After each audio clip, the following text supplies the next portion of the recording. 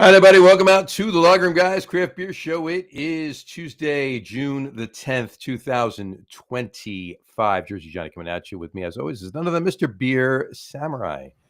Say hello, Mr. Samurai. Mm-hmm. Mumble hello, Mr. Samurai. Mm-hmm. Mm-hmm. Happy National Egg Roll Day. Happy National Egg Roll Day, everyone. Happy National Egg Roll Day. For those who celebrate, of course. Who doesn't like egg rolls? This is true. This is true. And nowadays, there's so many more egg rolls than there ever were in the past. Like go take yourself back to 1984 for a few minutes, right? Wish I could. We had you and me both, pal. We had so many delicious Chinese egg rolls, right, to eat. Spring rolls, pork egg rolls, shrimp egg rolls, all of that stuff, right? But tell me if you ever had a Southwest egg roll or a Reuben egg roll back in 1984. Southwest egg rolls are total taquito, by the way. Oh, of course. No, we've just cut on the bias. That's all in half. Yeah, but being who we are, Americans, we've co-opted every cuisine and made it our own. Like we did to IPAs and stouts, we've done the same. We did the same thing to Chinese food. Of course. There's so much Chinese food on the menu that you will not find in China. This is very true. Chop suey, it's not a Chinese thing. General Tso's chicken, not a Chinese thing. You will not find that in China. That's an American invention. Mm-hmm. So, anyway, we'll come back to this topic. We have to come back to this. We'll come back to this topic. I need something to wash my egg roll down with. How about some iced tea? You know what? I don't think so. Well, happy National Iced Tea Day for those who. This is not a craft iced tea show. Well, that's coming up soon. We probably should do a hard. Depending on how many egg rolls you eat, they could be coming up soon too. But. Yeah. Well, there's only two ways for them to go. This is very, very true. Let's see. Let's get this. I've kind of over poured a little bit. I've got not quite a schnit pour, but not quite a schnit pour. No. There you go. That's pale. That is pale. That's pale. That's probably as it should be, right? As it should be, I would say. Yeah, this is Omegang Wit. Omegang Wit. Let me throw the crawl up there for those that are interested. From brewery Omegang. Mm-hmm. Part of the Duvel Mortgat family. Mm-hmm. They did. Absolutely. They bought them or bought in or just distributing. Yeah, they've got what is Ducato part of that family too, I believe. Boulevard was for a while, I believe. Boulevard still is. Boulevard still is, and I think Ducato is as well, as is Schoof. Yep. Is it Durank? There's another. There's a. What's the Antwerp brewery? Not sure. There's one in Antwerp that belongs into that group. Into that group. Yeah, it is De Koning, not the rank, De Koning. Oh, De Koning, yeah. Yeah, you're absolutely right. So, yeah, so they've they've got an extended family of labels out there, but Omegang being one of the two in the U.S. Yes, two U.S. breweries, Omegang and Boulevard. Boulevard. There you go. So, I am drinking. I'll throw it up there. I am drinking. I found another. You found another what? In the back of the fridge. Another what? It's not the label that I wish it still had on it. That I know what you're talking about. Anchor Steam Beer. That's 2 weeks in a row that one of those been built. Right on the show. Yeah. Yep. So cheers. Cheers to classic beers from classic breweries. Well, we did classic. We did that last classic styles. We did classic styles, right?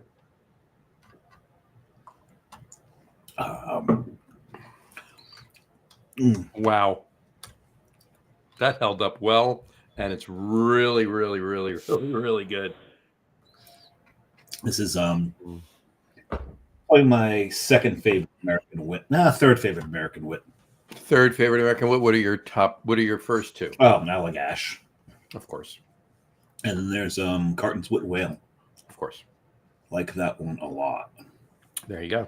They are, those right there are three very, very, very good American wits. Yep. Mm-hmm. And yeah, speaking of American wits, thank you for acknowledging me. I was going to say, speaking of American wits, we had John Starodumsky on the show last week. Oh, he's the punster and a half. He's the punster and a half. Yes, he is. Mm-hmm. So if you haven't guessed, folks, tonight is a Just the Two of Us episode. We're going... we have these episodes every now and then. People we should see somebody for it. We should definitely see somebody for it.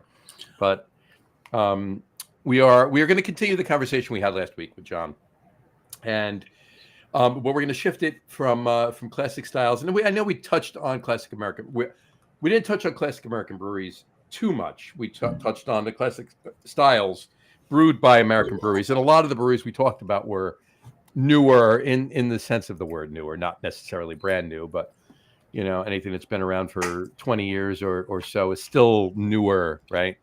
Going somewhere with this? Yes, I was. No, I mean, no. We're going to talk about classic American breweries. So basically, legacy brands, if you will, brands that got us here. Okay, brands that got us here. Well, I thought IKEA got you there. Yeah, you got me to and from and wherever else, but still, I digress. Brands that got us to where we are in the craft beer game, if you will. And I don't speak for everybody because, you know, those of you of the younger persuasion. And he doesn't speak French either. I don't. I speak a couple of words. Omelet. Oui. And oui, all the way home. Mm-hmm. Exactly. But murky buckets. Right. Those of you of the younger persuasion, you know, you could have gotten to where you are in the craft beer game by a brewery that's only been open for 7 years, right? So, or by bicycle.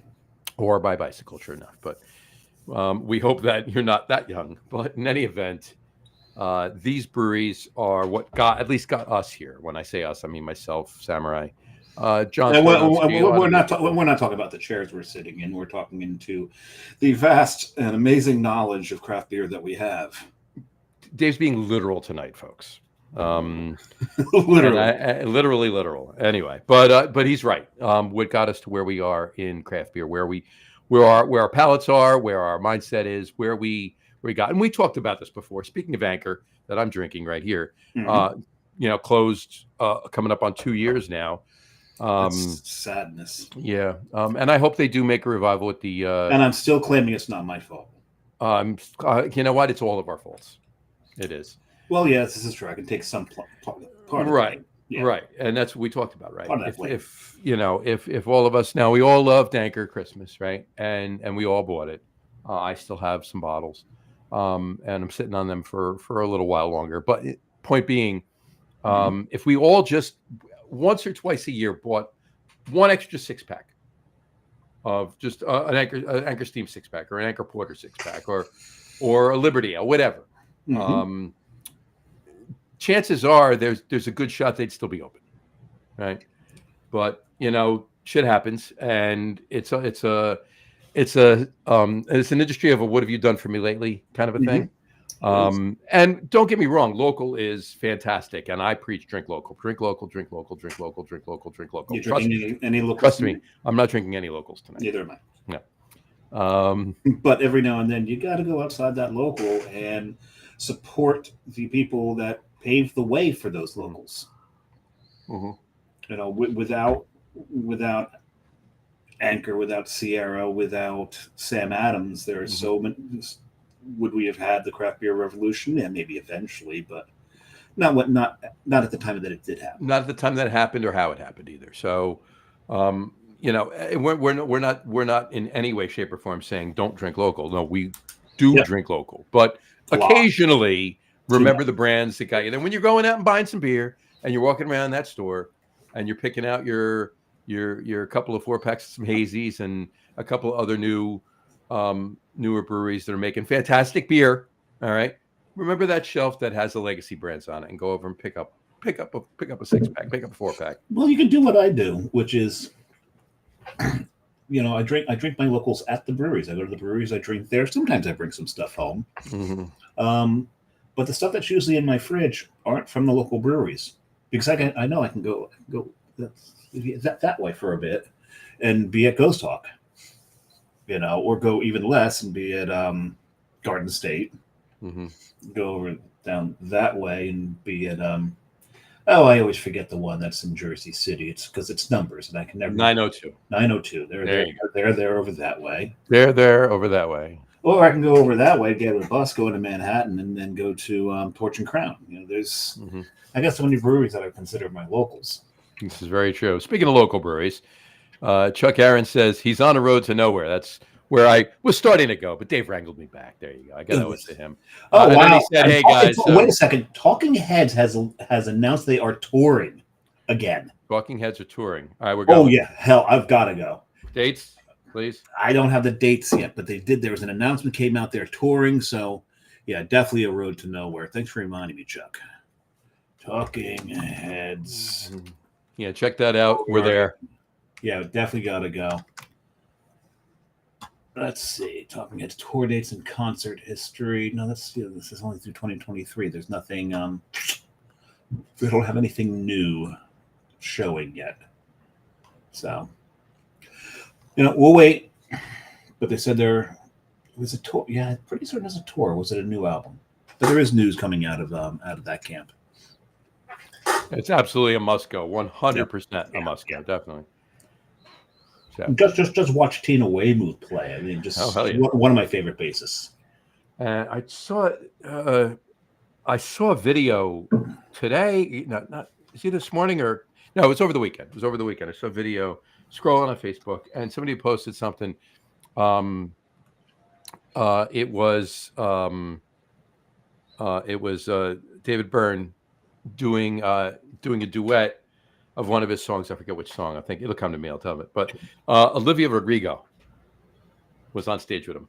Don't know. A newer artist. Okay. She's a younger one.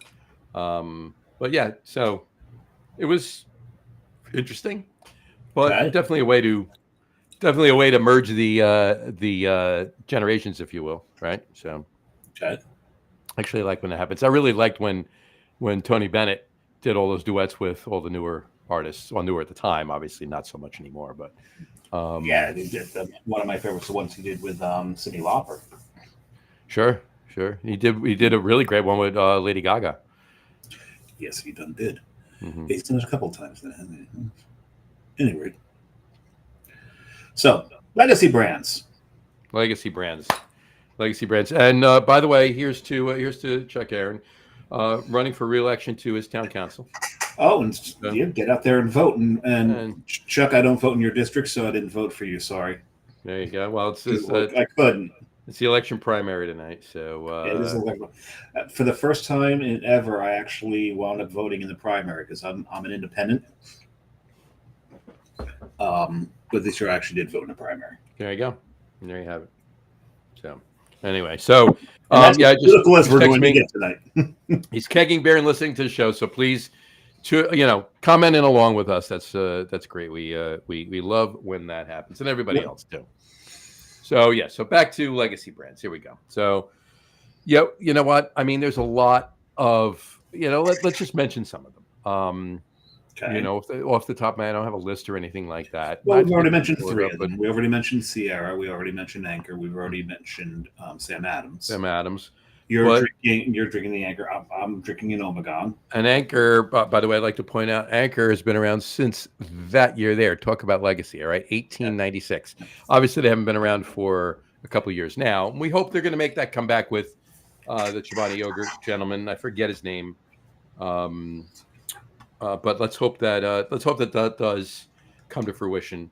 We'll have to get Kevy Spaghetti on the show, and he can give us some info out in the Frisco area to let us know what's happening out there. Hamdi Ulakaya.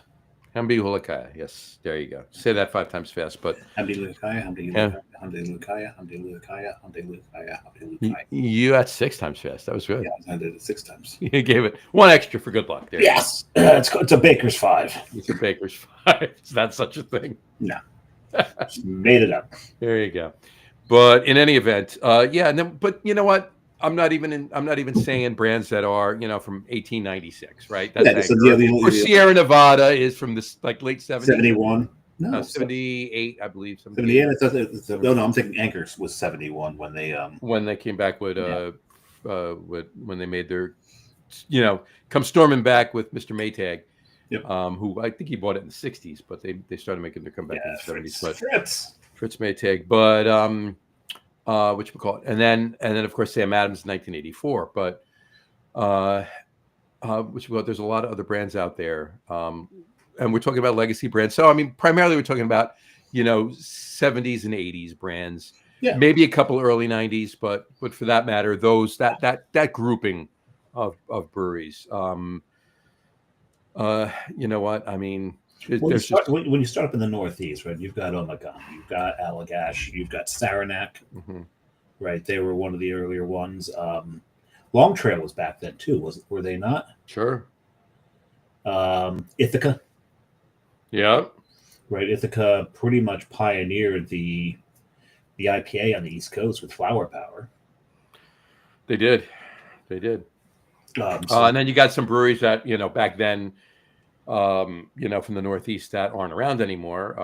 Catamount, and even Pete's Wicked Ale. Yeah, it's wicked pissa. Wicked Pissa. Pete's Wicked. Ipswich. Ipswich has been around for a bit. Ipswich. Out of there.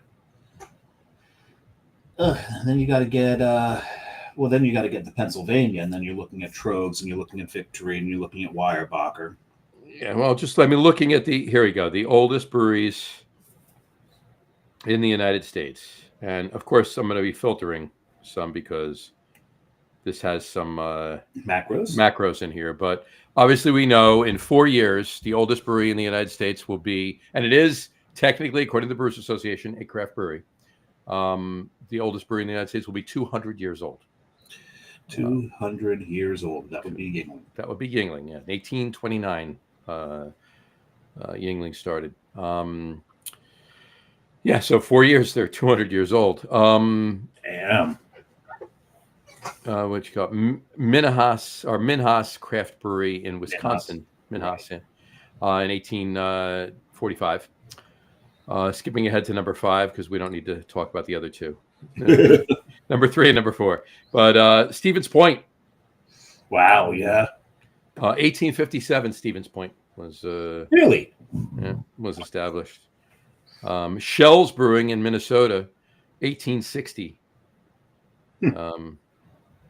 Frankenmuth Brewing in Michigan, 1862. So these aren't household. Some of these aren't household names. We may know them, but heard of them. But Stevens Point, I mean, that's so we bring Stevens Point up at least once a year when we talk about whole hog pumpkin, right? So, this is true. But getting to number 8, everybody, including people that don't necessarily enjoy craft beer, know this one, and that's Jacob Leinenkugel. They were Summer Shandy and other beers, of course. They used to have a line of Big Eddies. Remember the Big Eddies? I remember the Big Eddies. They were fantastic beers. They really were good. And then something happened to Leinenkugel. Oh, they got bought by another bigger company. There was so it may or may not have been acquired by Miller, but we don't know. They did, and then the beer became not so good. Although I do have to say I've been to Leinenkugel in Wisconsin, and they do brew some beer there still, and that stuff's good, and it's decent. So we used to do at Cloverleaf Tavern. There was this bartender Matt who had moved on, but him and I loved messing around with blending beers on sure. Tap. Oh yeah, I love the story. one of his favorite things that he did, and he said to me, he's like, okay, I'm going to do something. I'm going to take 2 beers that I know you don't particularly like, and I'm going to combine them and turn them into something you're going to love. I'm like, what are you going to use? It's like Harpoon Raspberry UFO. I'm like, oh, please don't. And Leinenkugel Summer Shandy. I'm like, oh, please don't do this. And he blended them, and he gave it to me, and it was raspberry lemonade. It was actually pretty damn good. Yeah, I mean, I got to be honest with you. That was the first time I tasted UFO raspberry from Harpoon. I was pleasantly surprised that the beer tasted that good. Now, it's not a beer that I could drink a bunch of, right? No, right. It's a little too sweet. It's a little too sweet, but having one, or it's a hot day too. Yeah, it's enjoyable. And funny story about that. I'm on one of the, I went to Harpoon several times over the years and took the tour and so forth and so on with other people that, came up with us and took them on the tour with us. And one of the times I took the tour, there were two guys doing the tour, and we got to the tap room that you took a break from the tour and you had a few pours, right? You can taste all the beers, right? And they were talking about a lot of the ones that were on tap, and Harpoon Raspberry was on. Excuse me, the UFO Raspberry was on tap. And he says, we have this, and this. And he says, we have UFO Raspberry. And before all of you guys out there, think it's a chick beer, hold on 1 second. And he says, I'm going to point over to, I don't know what his name was. Let's just call him Joe, right? Joe. And I'm going to point over to Joe over here. Watch Joe. And then he narrates. Joe is taking the glass and he's pouring himself a UFO raspberry, and he stops pouring and he holds it up to the light and he looks at it and he drinks it, puts the empty glass down. Still a man. Interesting. It was pretty funny the way they did it. It was pretty good. But I will tell you one thing. They had in that tap room, they had like 16 beers. They had Harpoon Ale on tap, which, as we discussed earlier, is now the name for the original, which was basically the original IPA. It's kind of migrated to that. But Harpoon Ale, I mean, it was Harpoon Ale is what we all had first, right? So, but that was on tap, and I'm like, they have Harpoon Ale on tap. So I parked myself right in front of the one guy that was bartending. He says, what do you want? I go, I'll have a Harpoon Ale. He goes, okay, boom. Poured me a Harpoon Ale. I'm drinking that. Comes back to me. I finished it. He goes, what do you want now? I go, I'll have a Harpoon Ale. There you go. Another thing that I remember about fucking around with the taps at Cloverleaf, they had talked about another legacy brand, a Founders Takeover. There you go. And they had KBS on tap. Mm-hmm. But they also had Cerise on tap. Nice. And I looked at Matt and said, have you blended those two yet? He goes, no. And I don't know why. So he goes, well, what should our ratio be? Let's start off half and half, and then, we can adjust from there. So he pours one, half and half. We both take a sip of it. Both agree nothing needs to be done to it. He has one of the other bartenders go get the owner of the bar, well, the owner's son, Ryan. Mm-hmm. I think he's running it. He's running the whole thing now. It's Ryan's place now. Yeah, right? Ryan's grandfather started the place. So. It was great grandfather started. This might have been his great grandfather, but the picture on the wall is his grandfather. Yeah, the wheelbarrow. Yeah. But so he gets Ryan. Ryan comes out, takes a sip of it, goes, what am I drinking? So he was told. He looks at Matt. He looks at me, and Matt goes, "No, Samurai." He's like, "All right, put it on the POS. What are we calling it?" That thing ran on the POS until I think Cerise kicked first. That would make sense. Yeah, Cerise. Why would it? Why wouldn't it? Yeah. Yeah, Cerise is their cherry ale. Mm-hmm. So we basically called it a bourbon soaked chocolate covered cherry, and he said, you got to come up with something shorter that's too long for the POS. There you go. What are you writing down there, John? I'm just going through a couple of breweries that I want to bring up, just checking a couple of dates, making sure that I had them right. But make sure check those dates. Make sure they're not figs. I get confused all the time. I hate it when I think figs are dates, or dates are figs. Anyway, It's a matter of the seeds. The dates Exactly. have those big seeds in the middle, and then the dates have like 10,000 little seeds in there. correct. Brewery 11, or Brewery 9 actually, Straw Brewing in Pennsylvania is 1872, but the 11th, we're skipping 3, 4, and 10. Okay. Okay, in case you're really, really concerned, 3 is Anheuser-Busch, No kidding. 4 is Miller, and 10 is Coors. All right, so we're leaving them off. But 11, Genesee. Jenny Cream. Jenny Cream, 1878. 12 for sale. 12 is Spetzel in Texas. That's special. Shiner. Yeah, Shinerbach. Shinerbach. And that's 1909. 13 is the Chalk Beer Company in Oklahoma, 1919. Okay. And this is weird. This is interesting. The third brewery in third place in 1852 is Anheuser-Busch, Missouri, right? Okay. Number 14 is Anheuser-Busch, New Jersey. So that big ass thing right by the airport. 1951. That's when that was built. Mm-hmm. Wow. 1951. So That thing's a monster. Yeah. So next year it's 75. Next year. Yay! We should celebrate. But screw that. Okay. 15. Number 15 is Sierra Nevada.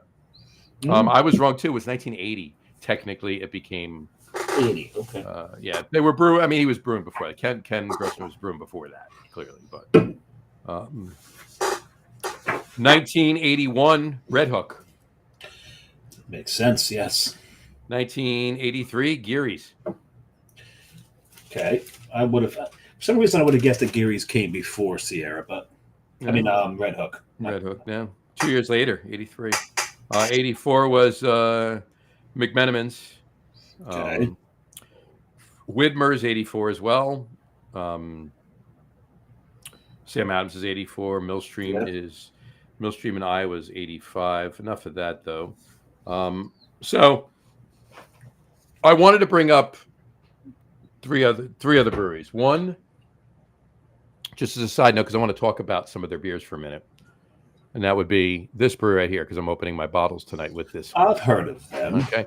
So Great Lakes in Cleveland, Ohio. I've been, really cool space. A lot of history there. They were founded in 1988. That long ago, huh? Mm-hmm. Which means the founders may have remembered when the river was on fire. This is very, very true. And what's the name of that river? Cuyahoga. The Cuyahoga. Very good. Yep, they have so polluted it set on fire. Also the first city in the Union to claim bankruptcy. This is very true. It's what was its nickname at that time, John? The Mistake on the Lake. Mistake on the Lake. Yeah.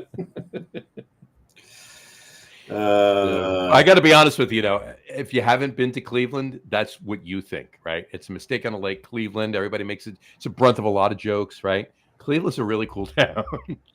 I have heard. There's a lot of good beer. There's a lot of good food, and there's a bunch of really cool things to go do. And at the top of the list is the Rock and Roll Hall of Fame. Of course. It's amazing. So go if you can go. The other two breweries I want to bring up are mine and Dave's next beers. You ready for your number two? Are you still drinking your wit? I'm still drinking my wit, but my number two, I don't think is from the brewery that your number two is from. No, it's not. Oh, okay. We're actually going to flip flop for our second and third. Okay. Mm-hmm. I'm actually pouring my number two right now. Pour your number two. Oh, I forgot the beautiful amber color of this beer. I haven't had this beer in a while. This beer is really, really cool. And if you know what, I'm gonna have to get a hold of some of this. Yeah, when I saw this, and we're talking, oh man, it just hit my nose. The pine. I love it. This is like being outdoors, which earlier today was not advisable, but it's nice out now. Centennial IPA from Founders. Mm-hmm. What a great beer. And I got to say, a shout out to the liquor store over by the Lidl. What this lady does is she'll get in a bunch of stuff from a brewery, and then rather than just put all of the 4-packs or 6-packs out, Mm-hmm. she'll break a bunch and make a combined Nice. pack. Yeah, you've told me that a bunch of times. I'm loving that fact that she does that. It is so cool. Love it. So this one came with West Coast All Day. So if we weren't doing legacy beers and legacy, that I would have been drinking that, and I can't wait to get, because I haven't had one of those. But the wit came from there as well. But I did get a 4-pack of that. That might be a good. Wits are great beer cocktail beers, by the way. Wits are fantastic cocktail beers. Yes. So I might be playing around with this for a beer cocktail. And you know what? While I wait for this head to go down a little bit on my next beer, and we'll get to that, I will say one thing. It's Founders that you're drinking. I am drinking Founders and Centennial. For those of you that haven't heard it, because this is an audio podcast as well, he's drinking a Centennial IPA. You did say it, okay? Yeah, Centennial IPA from Founders Brewing. Yep, I said that too. Founders, actually the newest of all the ones we're going to talk about tonight, 97. So it's 28 years old. Founders, really. Yeah. In Grand Rapids, Michigan. Really, really, really cool spot. Good food. Really, really cool bar. Speaking of really, really cool, we have a comment. We do have a comment. From a very, very cool person. Very, very cool person. And it is Mr. Gene Lynch. Hey, the Logger Room guys. How are you, Gene? Yeah, and I know he's cool because he's got his air conditioning on. He does have his air conditioning. That's why he's cool. This is very, very true. All right, let me take my obligatory picture. And we're going to let John take his picture here. When he's done taking his picture, we'll cheers Gene. We will. Gene's out there living the dream every day. Every day. Touring the breweries up by him. Still got to get up to Alias. I haven't been to Alias yet. I'm going to get up there myself. We'll have to plan a day to go up that way. Mm. Just before we cheers, my beer that I'm drinking. Your beer. You're drinking I'm drinking Black Butte Porter from Deschutes Brewing, Bend, Oregon. All right. The word bend and the word butts in there. So there's a joke in there somewhere. I see what you did there. Back also 1988, same as Great Lakes. Let me see that pour. It's a Butte Clark. There you go. Cheers. By the way, this is Willie Becker night, if you haven't guessed. This is not a Willie Becker. No, it's not. But you have one there, and my first one was in a Willie Becker, and there you go. This is a lambic glass, isn't it? That is a lambic glass. Yeah, it's a lambic glass, but I drank a wit out of it, which is fine. Anyway, so cheers, Gene. Cheers. There you go.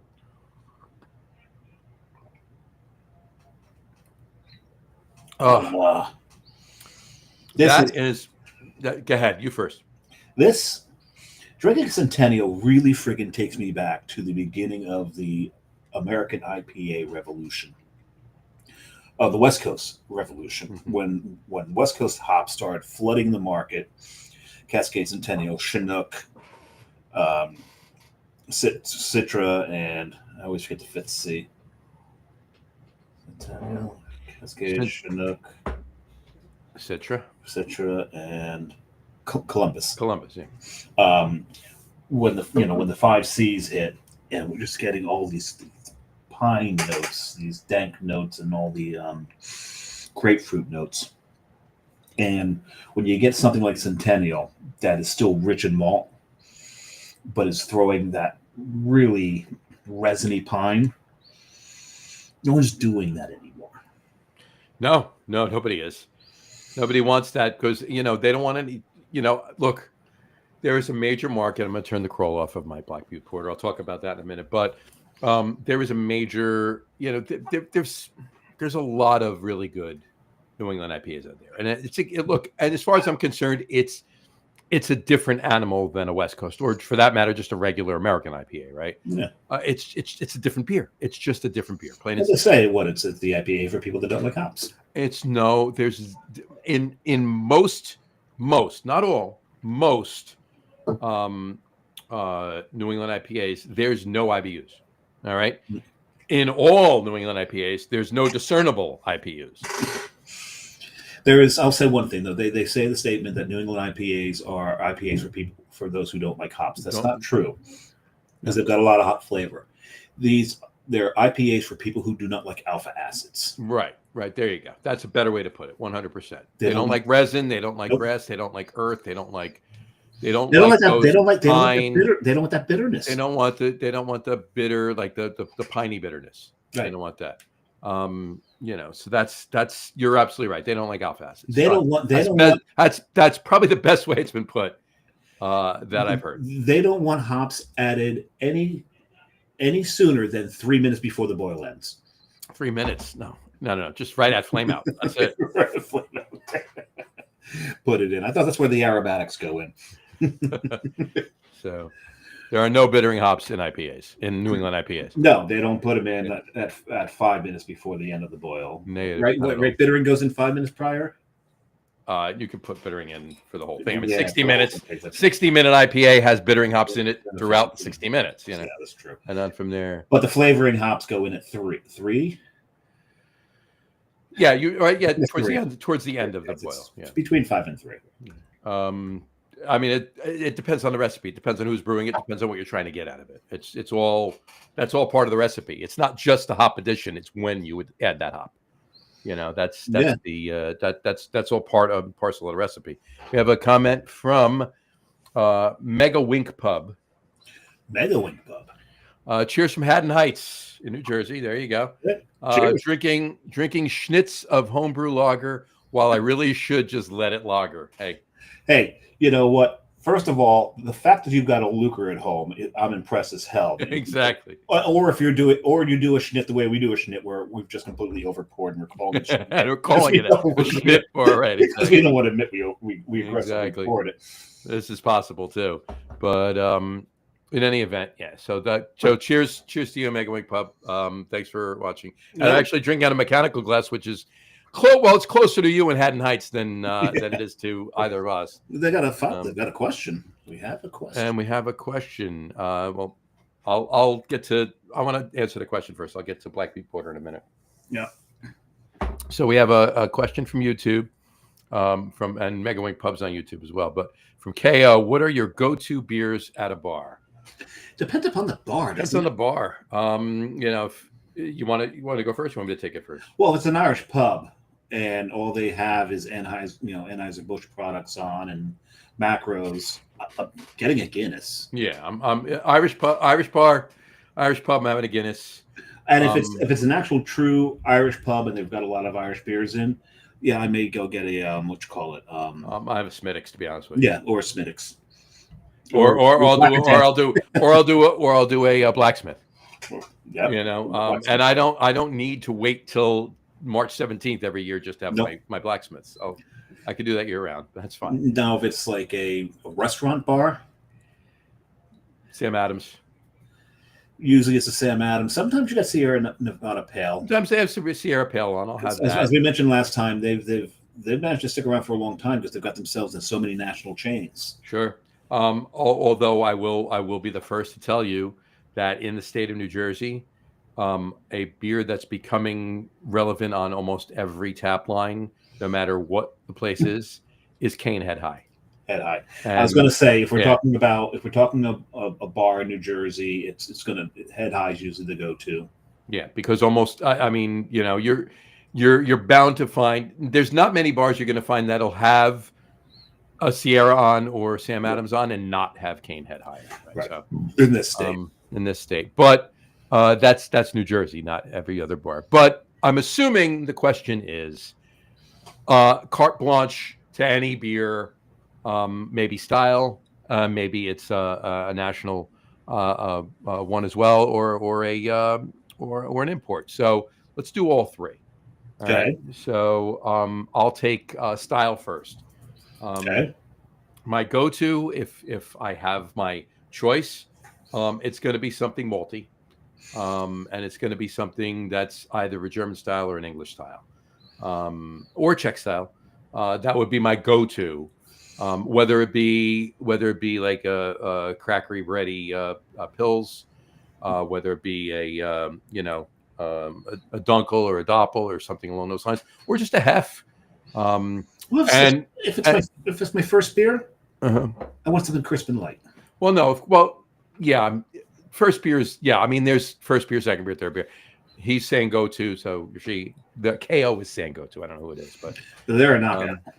Yeah, they are a knockout. Yeah, it's a knockout. But beer brewery wise, if it's the States, I mean, if I can find, if Founders is on, because one of those legacy brands, I usually look for something local. I'll be honest with you.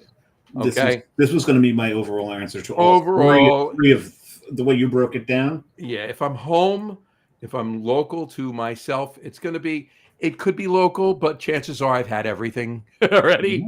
Mm-hmm. So I'll look for one of those legacy brands if I'm home, or one of those if they have them. I'm fortunate enough to bump into one of them as we're talking about right now. But if I'm out in another part of the country, even if it's only the next state over or anything like that, 100% I'm having something local. Yeah, and John and I both we travel. We travel for beer, not entirely for beer, but primarily for beer. Yeah, and so we're traveling to try new beers. Mm-hmm. So if we're at a bar in a town that we don't exist in, we're like, and I'll even put it this way: if I don't have a brewery visit scheduled for a particular brewery, and I see them on tap somewhere, and I know I'm not going to get to that brewery, that's the one I'm going to pick. There you go. Because I was just at this brewery, that was some great stuff, but I had that. Right. I'm going with this. Right. So and I've done the same thing, Dave. And to be quite honest with you, I've been somewhere where, you got your schedule. We're only in town for another day and a half. And I know what I'm visiting tomorrow and what I'm going to visit really quick on the next day. And then we're out of town. And I can't get to that brewery and it's on tap. And I have it, and it's so damn good. Yeah, change your itinerary. Change my damn schedule. I get to that. I've done that. Yeah. So KO, great question. I hope we answered it somewhere in that rambling.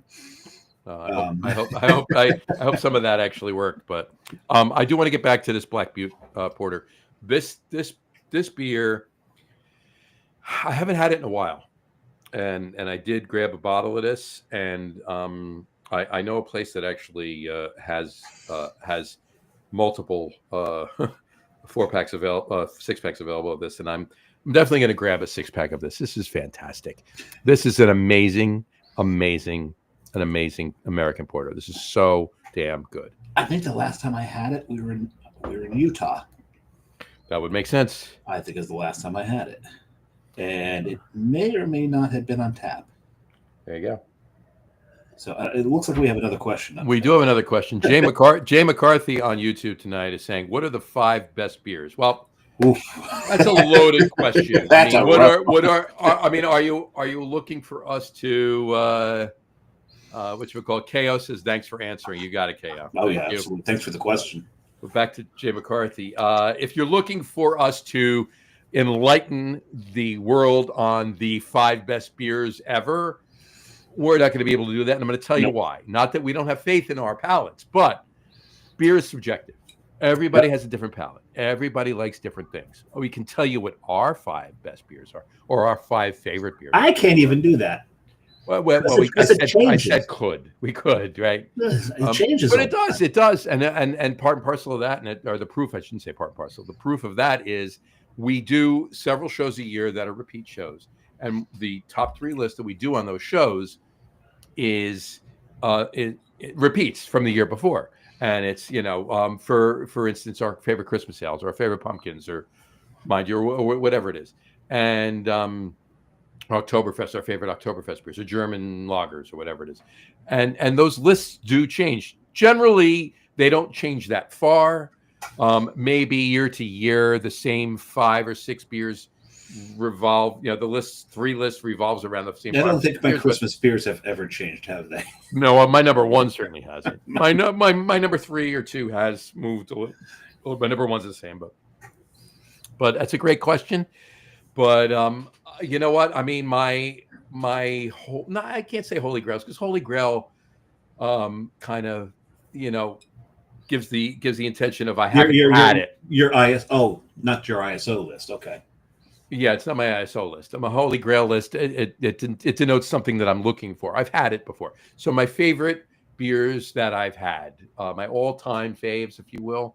I could probably rattle off in no particular order. I'm not going to go you number one, number two, or whatever. But and I've said these on the show before. Aventinus, Yeah. Schneider Weiss Aventinus. Hey, have I ever mentioned? Shut up. Which we call number two, Weihenstephaner Hef. That's up there too. Have I mentioned that? Oh, never mind. Shut the fuck up. You read Sticker Alt. Have I mentioned that I got the last? Right. Yeah, we know this one. Yeah, you read Sticker Alt. That's up there too. Yeah, that's the day that John sticked it to me. Stuck it to you. Yeah. At a fantastic beer bar that he'd never been to before, and it clouded his judgment on how good this place was. So I'll be back, but you'll go back. I'm gonna make a. Go ahead, go for it. I'll give you another two, but go ahead, Dave. No, I'm gonna make an attempt at actually answering the question, maybe in the spirit that it was asked, because when you talk about the best beers on the planet, there are obviously so many different opinions out there, but there's some that are always mentioned within that framework. Westvleteren 12 being one of them. Mm-hmm. I'll give you a fourth, St. Bernardus 12. St. Bernardus 12. That would be a fourth on my list. So there you go. Heady Topper is always mentioned. Now, do I agree or disagree with these?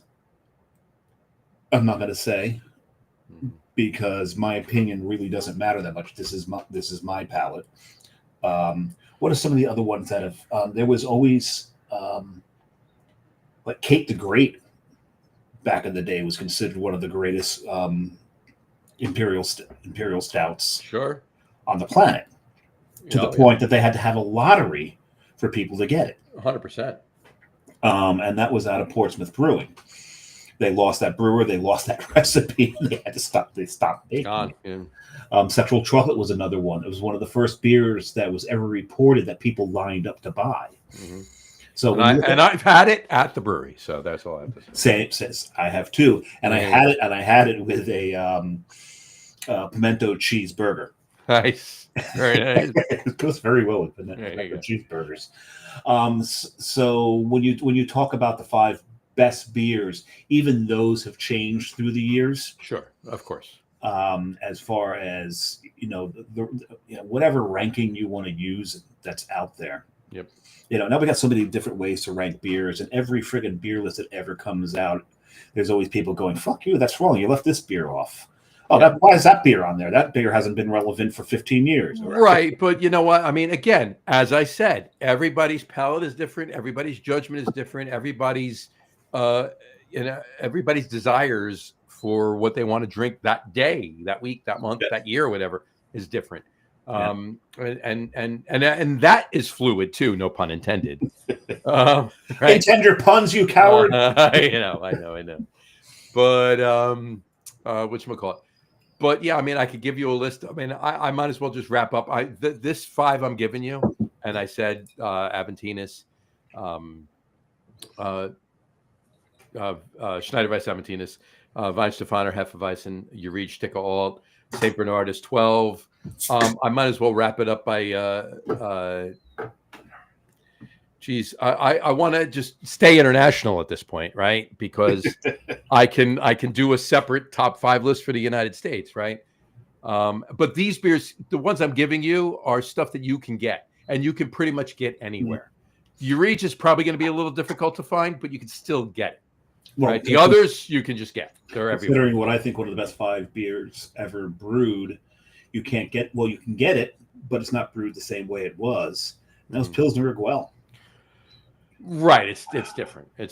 They took the wooden tanks out. They replaced it with stainless. When it was one of the only things that I bemoaned about the Iron Curtain falling, right, is when the Czech Republic at the time, now Czechia, actually they were Czechoslovakia. Had they split? They hadn't even split then. They were still Czechoslovakia. Yeah.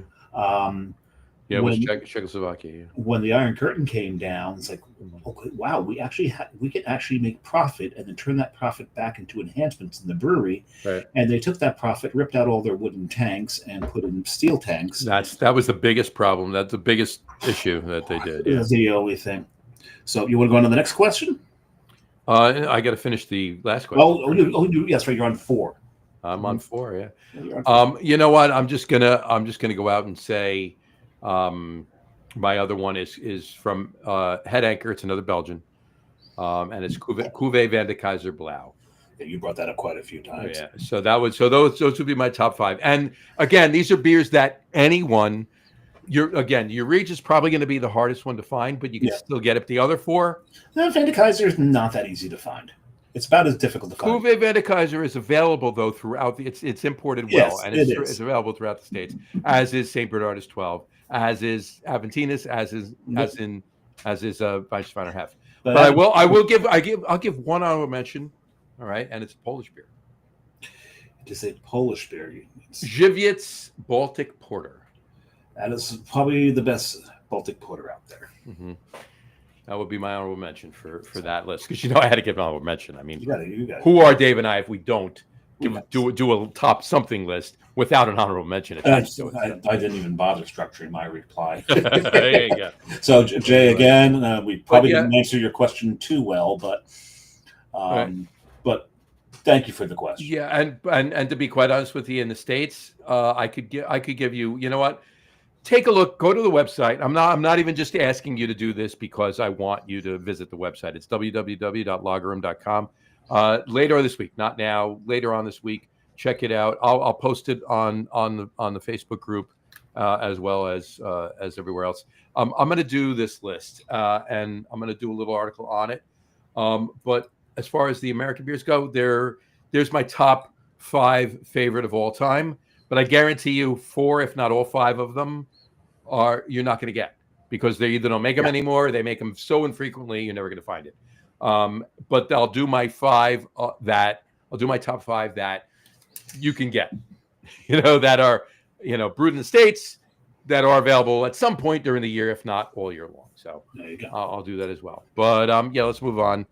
William Afton on YouTube says, "What is your favorite color of beer?" See, now I was waiting for this to come up. Yeah. And I poured my third one. So give me a because you know why? Because black is beautiful. Black is beautiful. There you go. Give me a 40 on the SRM scale any damn day. Dark. That is dark. That is the top. The maltier, the better. I'm a malt guy. I love hops. Don't get me wrong. I love hops.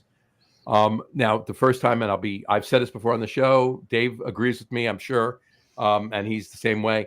The first time I ever had a really piney, resiny, alpha acid filled IPA, I almost did a spit take because I was like, what the hell am I drinking? Now, give me a handful of whole clone hops and I'll just put them in my mouth and eat them. Yeah. So I do love my hops, but I love my malt better. I love my malts better. I'm not one of those who just drink stout seasonally. I will drink them every season of the year. Dark is not a flavor. That's what everybody says. Dark is not a flavor. John and I were talking earlier today about him getting his oil changed on the car. And frankly, I don't get my oil changed normally until it looks like this. Yeah, right. There's as long as it's not low, as long as there's enough oil in there, as long as you can, what did you say? As long as you can see the striations. So there's the little striations on the tip of the dipstick there. And when I say dipstick, I'm not talking about John. But if you can see through the oil to see the striations. I resemble that remark. And I own it, damn it. But what I like is when you've got a beer and you open it up and you start pouring it and it glugs. And those of you out there who are stout fans, you know what I mean by glug, where you've taken the bolt out of the bottom of the oil pan of your car. You ever drink old engine oil? And I don't mean that. You're talking about Harveston's old engine oil. I'm not talking about old engine oil. You beat me to it. But that particular thing, there's a British brewery, Harveston's, that does a beer called Old Engine Oil because it is that black and it does glug out. It glugs like you would. Like there's no tomorrow with Clugs. Oh, it's beautiful. Mhm. Mm. So we got Brian Boak has joined us. Oh, first of all, Mega Wing Pub said your Urgell was on my was in tap on tap was my go to in the mid-90s, 100%. And you know what's interesting? I was even in the Czech Republic, actually on my birthday last year. And the first beer I drank in the Czech Republic was an Urgell. Mm-hmm. I drank it with one of those big fried ham hocks. Yeah. Oh my god! And they had these sausages that looked like they were like some kind of spicy ketchup, but they're still so damn good. And I drank the Urgell. I figured, okay, I'm in Czechia. It should be so much better than back at home. No, you have to. You know, you got to drink it. Just like when I go to the Netherlands. What am I gonna order when I'm in the Netherlands, John? Heineken or Stella, of course. I will drink a Heineken while I'm there.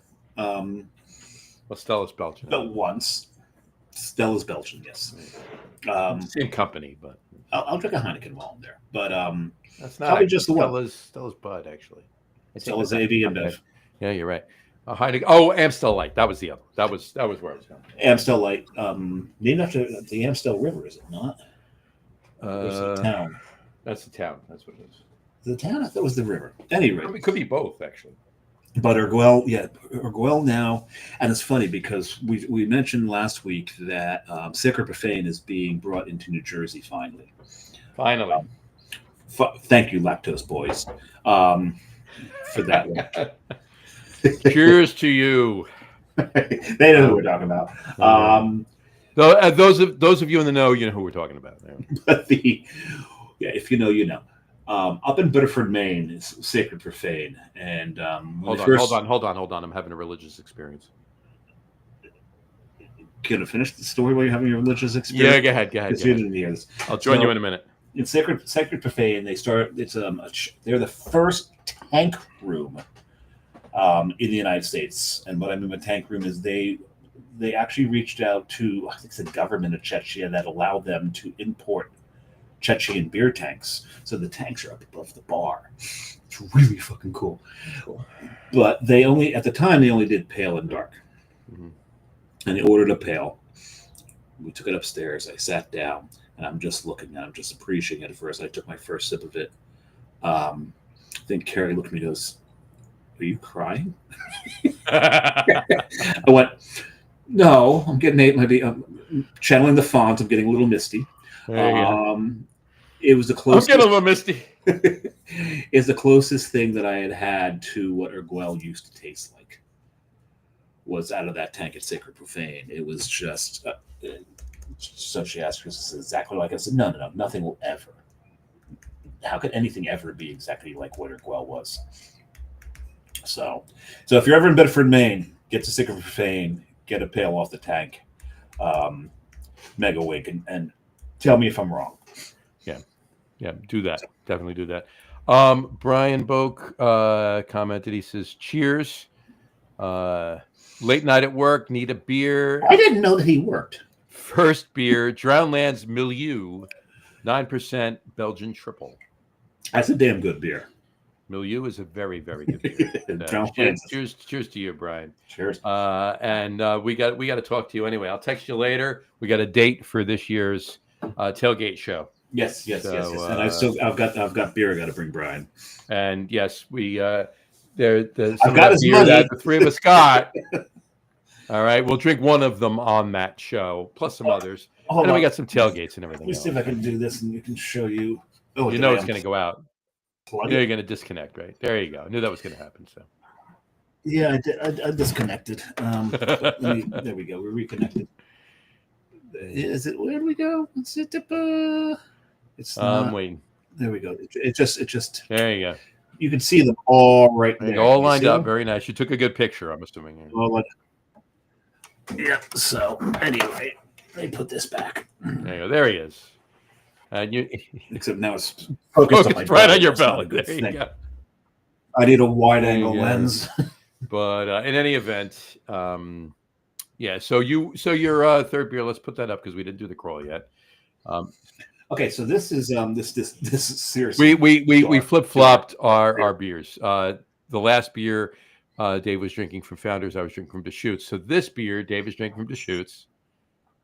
From Deschutes, and this is Abyss, the Abyss, barrel aged And imperial stout. I forget what year this is. 21 or 22, I'm thinking. I know it's one of the older ones.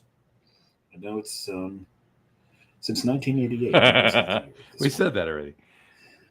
This was packaged on 5/3/77. I think the feet of the twos got cut off. This beer is 48 years old. There you go. Does that not look like 77? Let me see. Yeah. Yeah, I'm pretty certain It's that's 22. 22. They didn't exist in 77. It's 22. Yeah, so 22. This is over 3 years old. There's no soy sauce to this. That's whatsoever. a beautiful thing. If you remember the first one, I did drink the first. I got like You 3 did. of these, and I drank the first one on the show. And if you remember, I was disappointed because it threw soy. So that was obviously a flaw from that cap, particular bottle. Yes, exactly. because this one's not throwing soy. This is bitter as hell, which That's is awesome. That's awesome. So anybody who's listening who likes stouts, tell me, do you prefer the sweet lactose pastry stouts?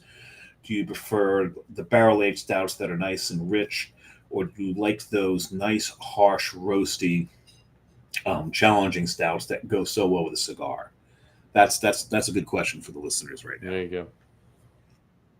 So what you I'm doing just there, checking. I'm just checking something. I'll tell you later. There you go. Okay. But my third beer, I went Jury duty again? No, I'll tell you about it later. It's fun. It's a fun thing. Oh, are the DNA They results? are. They are. Oh. It's a litter. No, I'm kidding. My third beer, I went to Founders, and it would be one of these. I talked about Scotch Ale being one of my favorite classic styles last week. Having Founders Dirty Bastard. There you go. It is an 8.5% Scotch Ale, and there it is right there. It is a beautiful, beautiful Scotch Ale. Look at that. That's probably 35. I would say 30, 35, 38, somewhere in there. High 30s. Yeah. Yep. Super dark brown. That is, oh my God, this is so good. This beer is insane. Dirty Bastard. I love that. Backwoods Bastard is amazing. Backwoods Bastard is Dirty Bastard barrel aged. Yeah. Yep. That's It's it. amazing. I have a 750 of that in my cellar. I wasn't about to drink that tonight. One, it's obviously higher ABV, a little bit, and two, it's a 750. So I'm not doing that tonight. So I was going to drink an old stock ale, the 2023 old stock ale from North Coast Brewing. But John's I got shit to do tomorrow, and I got to be up early. And I did find this in the fridge, and I'm like, oh, gotta drink that. So there you go. So that evened out the playing field. So it got bumped on another show, and I think I will. I'm sensing not a mid-year, but an earlier, like, because we do the big beer show. A mid-year crisis. Yeah, right. New Year's, around New Year's, like our last show of every year is a big beer show. Beer's over, but I'm sensing like a bigger, like higher, like 8, 9, 10, somewhere in there. Show coming up. What day is 2 weeks from today? I believe you told me. And 2 weeks from today will be American Barley Wine. American Barley Wine Day. Are we allowed to drink English barley wines on American Barley Wine Day? Is it made in America? Yeah. Then yeah. Because I'm not sure if it's the style or I don't know if it's geographical or style. Right. If it's American barley wine style, we really wouldn't be drinking. We really wouldn't be doing it justice by drinking an English barley wine on American Barley Wine Day. But if it's location, geographical, yeah, have at it. And I'm actually, this is being very, very self-serving because you know I like English barley wines better than American barley wines. Well, there goes one of my hot takes. Oh, we should need to We'll get to do it those. now. That was my segue. Yeah. Very good. That's very nice. That was It was almost smooth. like it was planned, but unplanned. There you go. And Brian Boak just commented. He said, "Barrel aged goes good with a cigar." I am not arguing that whatsoever. 100%, sir. I am so. It does. I'm happy summer is here. I'm happy the warm weather is here. We get to enjoy June, July, August. I am honestly beginning to look forward to football season so that I can drink some nice barrel aged beer and eat some good food and smoke a good cigar with you, sir, the three of us and some other people at the tailgate at MetLife Stadium. So there we go. But I don't disagree with that at all. The barrel age goes very well with 100%. cigar. But I really think that the super roasty stouts, there is an interplay between the cigar and those super roasty stouts that I think it's almost magic. You know, it goes the other way too. Like, you know, it's the interplay with that is fine, is great. And I also, you know, if I'm going out to my deck and I'm lighting my fire pit and I'm having a bourbon or a rye, I'm lighting a cigar. Mm-hmm. You know, so a barrel aged stout is both of those things. Yeah, but you get those sweet barrel aged stouts that I don't think work. No. Yeah, you need that. It's got It needs to have a bite to the beer.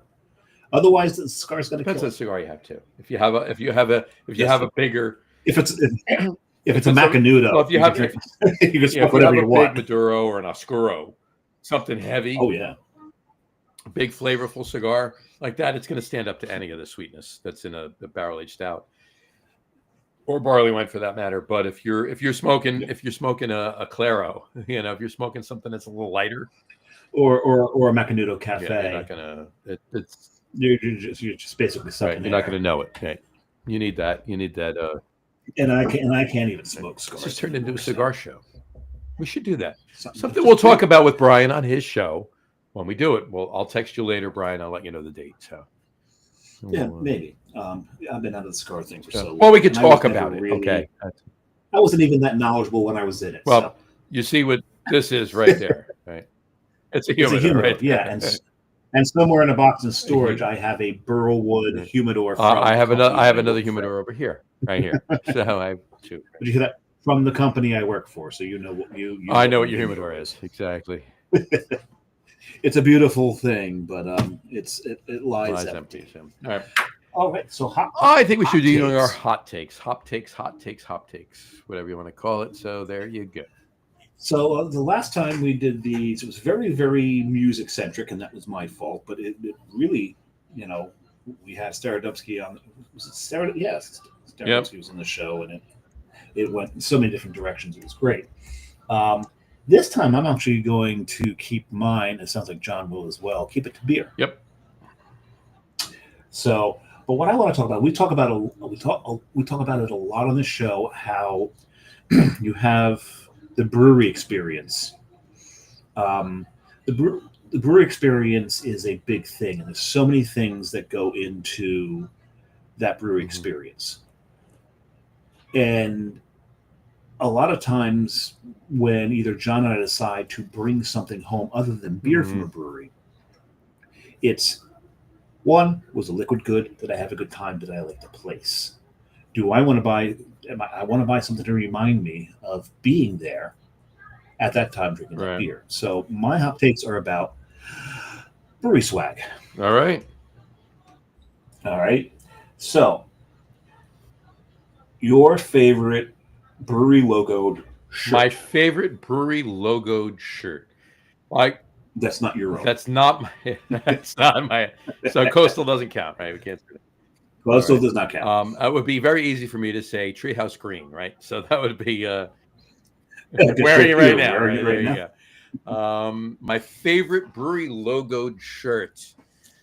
Oh, geez. Well, the one you're wearing comes to mind. I do enjoy that Tilted Barn one. I do enjoy this. This is not my favorite, but I do enjoy it. I said that because you're wearing it. So no farms, no beer. and I have the same shirt. But my favorite brewery logo shirt is You have a different color though, don't you? no, I have the same, the brown one. That's it. Oh, really? Um, It comes in like it does. I got the brown one, so combinations. I mean, like-minded, right? Okay. What the hell? I mean, I honestly, geez, no, dishonestly, no, I'll lie to you. Yeah, please let him. That's the thing. Today's generation uses that phrase. I'm not going to lie. Well, I'd hope Yeah, not. exactly. But the thing is, when I think about it, as much as I complain about it, I think back to our generation, and we'd always preface stuff with, "To be honest, it's the same thing, just said Right. it different ways." Well, it's like I can't get on them too much. Lie to you. Yeah, so it's like I can't really get on their case that much because we use a very, very similar phrase. I mean, honestly, my favorite brewery logo shirt. Jeez. Honestly, it's probably. I just said that. I said the same thing, but I mean, it's the way your mind works. The way your candor paces itself. This is something that can be fluid too. Again, no pun intended. Right now, I would probably say my bearded Irish shirt from Nashville. Yeah. Nashville. The color of the shirt, the logo. I mean, because here's the thing, right? And I'll put it aside because there's logos that are actually, take Coastal for instance. Here, I'll just take one of the glasses. We have our Coastal logo, which is the wave, right? Yep. Then we have our text logo. All right. Yeah. And so there's two schools of thought there, right? Is it a logo on the shirt or is it text as the logo on the shirt? The bearded Irish shirt is text, but there's elements of a logo to it. So that's why I kind of like that. Yeah. So that's probably my favorite. But I overall for logo wise, I'd probably say right now, my Surly Brewing from Minneapolis. Yeah. Mine's easy, and you will see it every friggin' show that we do. That is our St. Patrick's Day show. The Guinness shirt. The Guinness jersey. Yes, there you go. That Guinness jersey. Any excuse I have to wear it, I will wear that. Fair enough. So, and I can't even come up with I own so many of the damn things. I can't even come up. I do like my Citizen 33 one. Okay, that's out in that was Wyoming, right? No, Driggs, Idaho. I knew it wasn't. I knew it was when you went to Utah, but you traveled to another state. Yeah. And what I like about it is, John knows very well that I like to kind of tease and make fun of people a lot who go to breweries and they're wearing a Heady Topper shirt. They're wearing a Hill Farmstead shirt. They're wearing, they're wearing shirts from breweries that everybody knows. It's like, okay, we get it. You're at a craft beer brewery. You like craft beer. We get it. That's nice. So what I like to do is I like to wear shirts from breweries that no one knows. So that's why I love, and the Citizen 33 shirt is a good go-to for me, because it's one of those things where, like, let's see how serious they really are at taking someone's advice or recommendation to go somewhere, because you really have to work at it to get to Citizen 33 out in Driggs, Idaho. Yeah. You got to be staying in Idaho and going over to the Grand Tetons to go through Driggs. There you go. And Driggs is this little bastion of liberalism in the middle of the potato fields. It's really. So what's your okay, I'm sorry. I was just gonna say, what's your next hot take? The next one. Are you sticking with the merch, the swag thing? Oh yeah, stick with merch. So the next one is near and dear to John's heart. What's your favorite cap, headwear, whatever you've got from a brewery, specifically a brewery? Yeah, brewery logoed. Ready? Yeah, you're wearing it. I'm wearing it. When you when the cameras came on and I saw you wearing them, like, this is going to work well because I know that's his favorite. Night Shift. I have several of this same hat. Okay, it's Night Shift. It's the owl for Night Shift. I have several of them, obviously all different color things. Same hat, just different colors, and it's my favorite brewery logo. I call it the It's hop owl. Yeah, it is a hop owl. It's an owl. It's a hop in the shape of an owl, or a hop with an owl drawn around it, if you want, or an owl with a hop. Right, exactly. And yeah, if we're talking about hats that are not my own, it's Night Shift 100%. So for me, it's one that I know that John wishes he had gotten when they were available, and that's the smug pom winter hat. Yeah. This thing, I ordered it. He got it. I saw it. I went online. I ordered it. It was out of stock. They never made it again. So, and you're going there next week, right? You're going to see Rob? I'm going there next week. Rob? I don't know if Rob will be there. Rob's not always there. I'll let you know who I spoke with. They want to book a show, so we got to get him on the show. So you got to bring beer back for it, obviously. But yeah, you got to let me know. But if they have, for whatever reason, one of them there, you need to get it for any color. Any color's fine. I prefer the one that you got. It's like red, white, and gray, right? Right, yes. With white stitching or something. But there's some black in it. So I prefer that one, and I think that's the only one they did. But they did a few. No, they did. I think they did at least Text two me a variants picture, of it. But there was one that was like more Patriots colors. 6 of 1. I mean, yeah, it's all fine. Yeah, red, white, and blue. But the thing about this hat, if it's like -5, -20 degrees outside, I won't wear this hat if it's above 10 degrees. Because your head will sweat. No, your head will cook. The way this thing is lined, it is insane how warm this damn hat is. So that's my number one. On to the next. Drinkware. I was going to say glassware, but it's actually drinkware. And you'll know why in a second. I get you. Mm-hmm. Go ahead. Drinking vessel. Oh, drinking vessel. Okay. I thought you were going somewhere. Drinkware, drinking vessel, whatever. You know what? I mean, it's difficult because you lost so many in the fire. Well, yeah. I mean, they're gone, and some of them I've even forgotten what I had, right? But of the ones I have right now, my shilling one that you and I share, the goblet, the taller one with the gold rim, that's fantastic. My St. Bernardus goblet, I love. That's probably my go. That's my go-to for Belgians. Right, I pour in that. Other than that, honestly, my it's probably a tie, honestly, between my Allagash 10-ounce. Here, I could actually pull it up for you. This one right here. Okay. Yeah, that's a classic. And my Treehouse Tiku. Okay. That Allagash one, I've got a larger version of it in a box in storage, of course. And I love my Willie Beckers. And here you go. My 3 beers tonight I had in Willie Beckers. Willie Becker night here. Okay, so Mega Wink has chimed in on this one. Okay. And it's funny because it goes along with something I was going to say, because the one that I use more often on the show than anything, and John brought up shilling,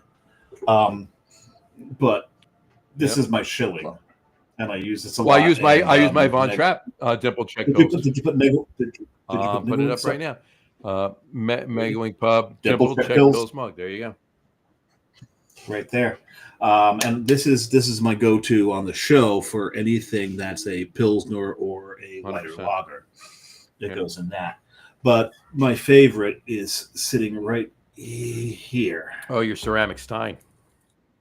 This is my Weihenstephan ceramic lidded Stein that I got. At Weihenstephan or at the brewery. I know. We know. I love that glass. Another honorable mention that goes out, though, is and now because they're shuttering, especially, is my my hand painted mini stemmed tulip duck rabbit glass.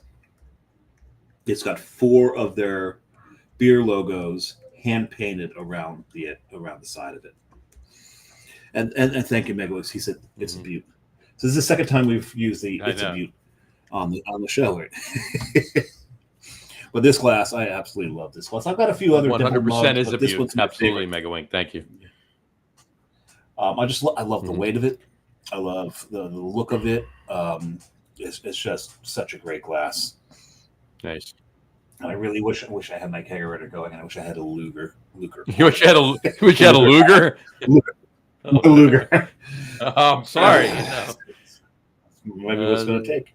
Or Peter Luger. I need to. Oh yeah, good steaks. No, I need to retube the whole thing.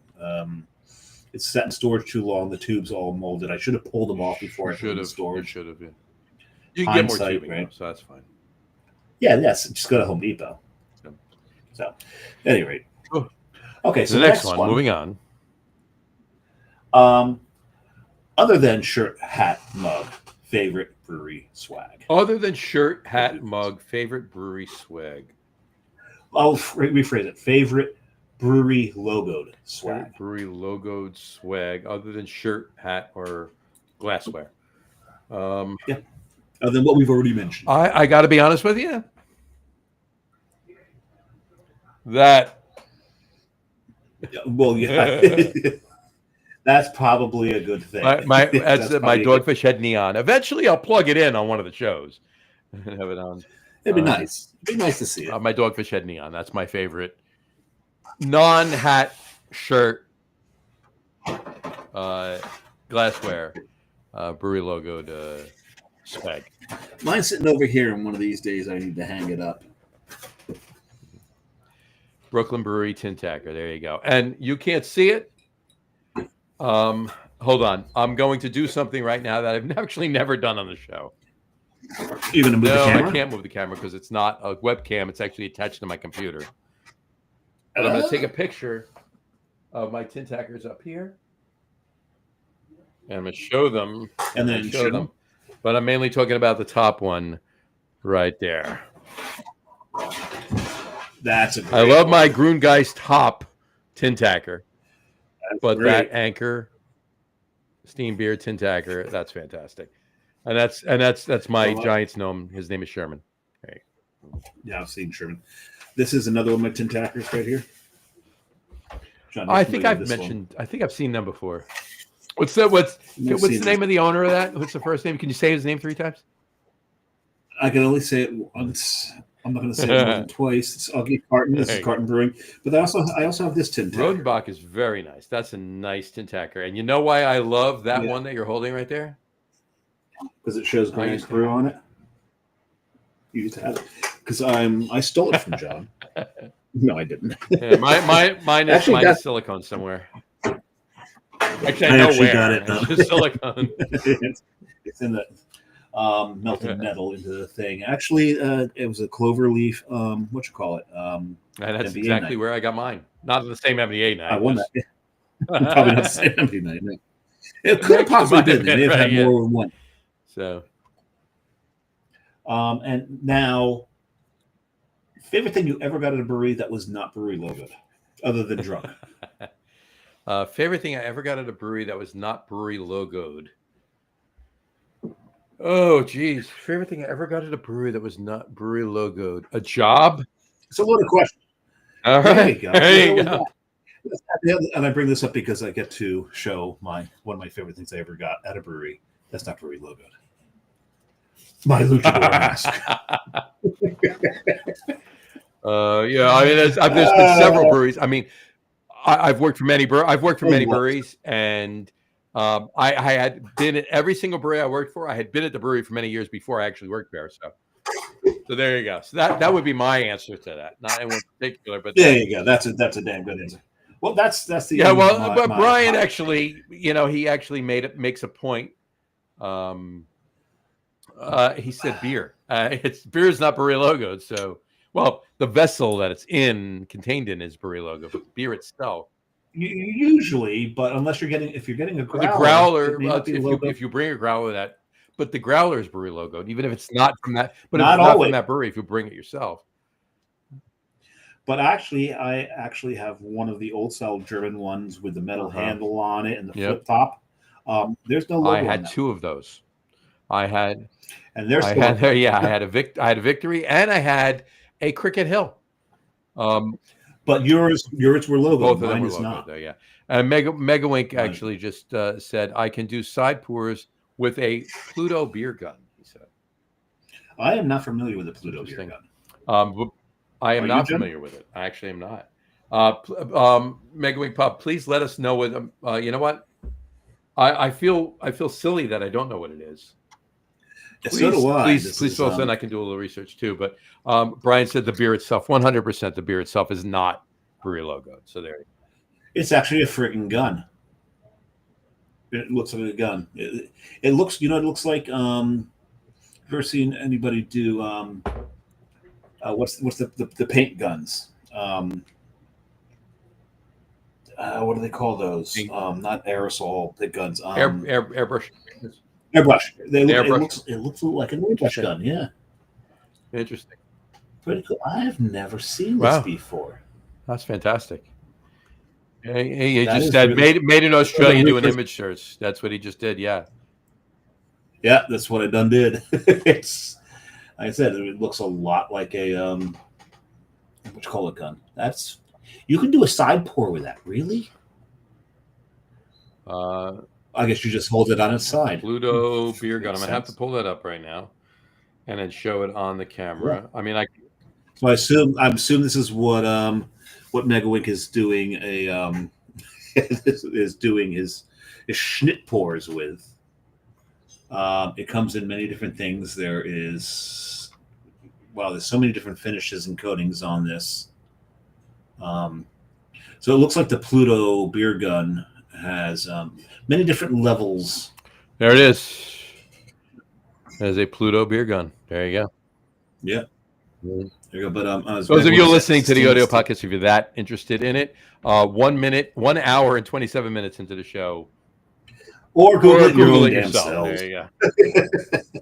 But Megawink said the stainless. Oh yes, the stainless version is nice. Very nice. Nice. Very nice. What you call it? So he's in. They're in. Haddon Heights. Yeah, there you go. Haddon Heights. So we did have Kings Road on the show not too long ago. So he said it gets to the bottom of the nippled mug. I'm sure it does. And Wayfinder's down that area as well, is it not? Wanderback. Wayfinder's in Oregon. Oregon, yeah. Wanderback's actually Wanderback's down in Cumberland, down in Cumberland. Oh, they're further south. That's right, they're further south. Yeah. I always forget that. The brewing out of Hidden Sands in Atlantic County, but they're opening the brewery in Vineland, down in Cumberland. Or if you're from Massachusetts, Finland. Yeah, exactly. So there you go. All right, so you're done with your hop takes? I'm done with mine. I got this for you. Okay, ready? So it's beers, right? So I'm gonna start with that. Beers. So we're gonna go Scotch ale or Old ale.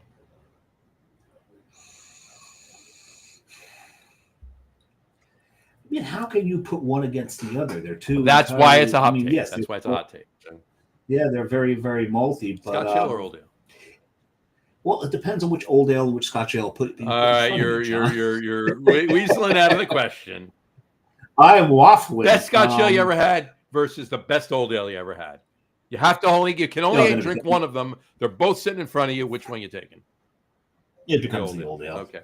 My answer? Yes. Old ale. No. Yeah. No. Yes. Both. Yeah. Exactly. That's I'm what I was going to have an old Scotch ale. That's what I'm going to have. Can't do it, Captain. There you go. All right, here we go. English porter or American porter? Are any of them allowed to be adjunct? Nope. Straight porter. Just straight up English. Actually, no. Baltic. English porter or American porter? Baltic. Answer the question. Answer Baltic. the question, you dick. No, that There's a reason. no. It actually Just becomes, answer the question. It actually becomes American. American? Well, because when we talk about my favorite color for a beer, English porters tend to be browner. Okay. It's the brown porter. I like those really Fair dark enough. porters, and I like rich Fair mouthfeel enough. porters, and that's All right, the so American porter. Okay. Next one. American porter Mhm. or Baltic porter? All Baltic.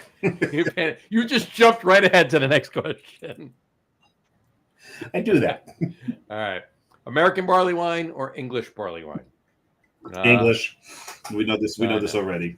The thing is, By the way, if My anybody pub- is curious, I said both for the Scotch and Old Ale. And that's like Sophie's choice for me. All right, it really is. English porter. no. Holy crap! That movie I bawled when you found out what Right. her choice was. Don't compare. You know, it's just the sense of the word. You know what I'm saying, right? English porter, American porter for me. You know what? I mean, I love English porters because I love brown ales. Porter wise, though, it's an American porter, and that's fucking fantastic one right there. All right, I just had one 20 minutes ago, and it's fantastic. And Anchor Porter is one of my favorite porters we've ever brewed this country. And then American porter or Baltic porter, it's Baltic. Same. We're like-minded. American barley wine, English barley wine, yeah, English barley wine. I mean, hands down. American barley wines have their place, but it's just too. They do. But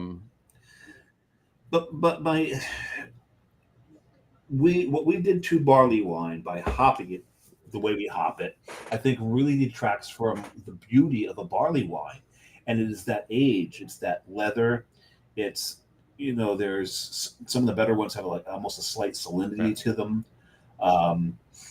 It's just being able to taste those things, and when you get the Americans pump a bunch of hops into it, the hops leach their way in and just takes over. It takes over. Like I always say, right? 120-minute IPA, 120 Dogfish Head, 120. That's an American barley wine. It's an American. It's not an IPA. It's an American barley wine. All right. I'm going to throw this up really quick. First of all, Mega Wing Pub said Kings Road is great. Absolutely. Yeah, we had him on the show, and they're going to come back on. We'll keep an eye on, because his partner was, who do we have on? Why are you asking me? I just said it to you. That's fine. Shit anymore. We talked about this did. earlier. Bob Hot Girdle. Hot Girdle. Not Hot Girdle. Oh yeah. Hawk Girdle. Hawk Girdle. Hawk Girdle. That's what I said. Hawk Girdle. Yeah. Hawk Girdle. Yeah. But he wants to come back on when it's one partner or whatever. So we're gonna get him back on the show. We'll let you know. Keep an eye on that. But yeah, they're fantastic. And definitely, you got a lot of great beer down around you, by the way, Meg Wing Pub. You really, really do. So yes, you do. But Brian just said, he brings up a good point. His were English porter, Baltic porter, English barley wine for those three in a row.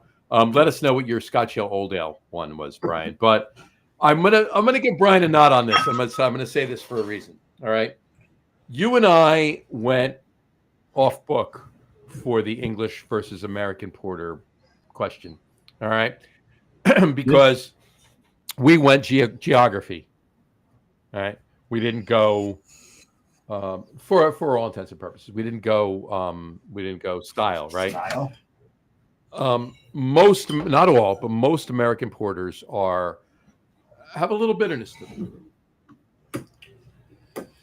Roasty bitterness, right? Yeah, English porters are more malty, which is why they tend to lean towards, a little bit. They don't have the darker malts in them because they're not as roasty, right? They tend to be a little bit more sweeter, and they tend to be more brown ales.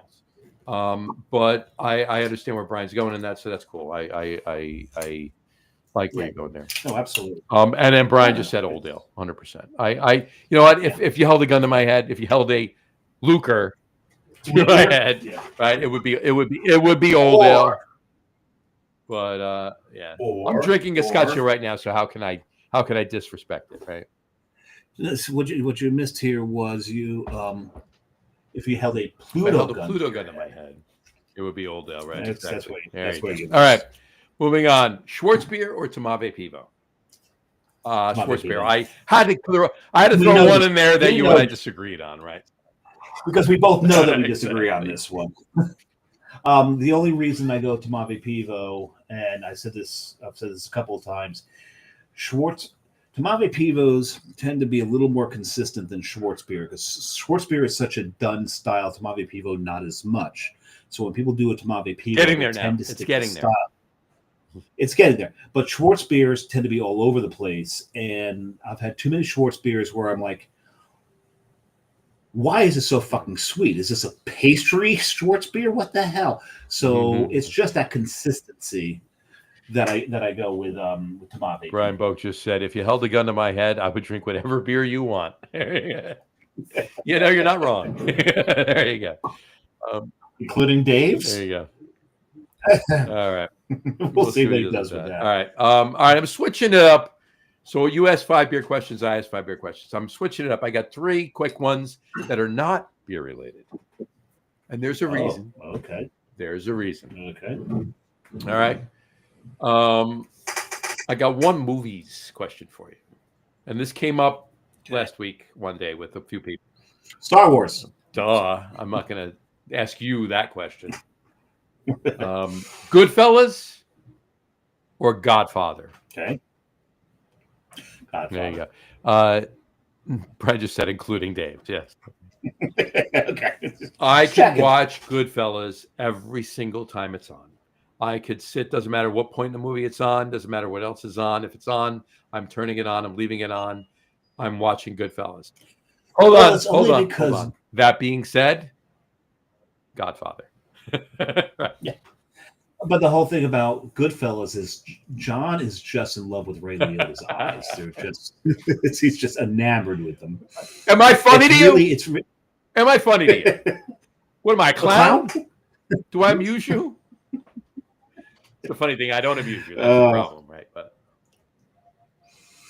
depends on the time.